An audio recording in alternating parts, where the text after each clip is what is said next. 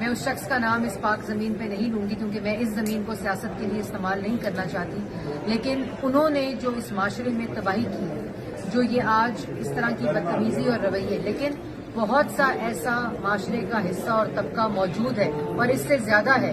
जो कि अभी भी इन तमाम रवायात, जो हमारा कल्चर है, हमारी रवायात हैं, उनकी अहमियत को जानता है। तो ये, लेकिन ये जो चीज़ है ये वक्त लगेगा, लेकिन इंशाअल्लाह ये भी इसी हमारे मस्बत रवैयों से ठीक होगा। मैं ये भी कहना चाहती हूँ कि जो हमारे यहाँ कारकुन आए थे उनमें भी एक जज्बा है, लेकिन उनको ये हदायत जारी की गई है कि कोई भी मस्जिद नबवी के अहाते में, मक्का के अहाते में, मदीना के अहाते में किसी किस्म की ऐसी इनको देखते हुए बदतमीजी ना करें। यही फर्क है इन लोगों में और हम लोगों में।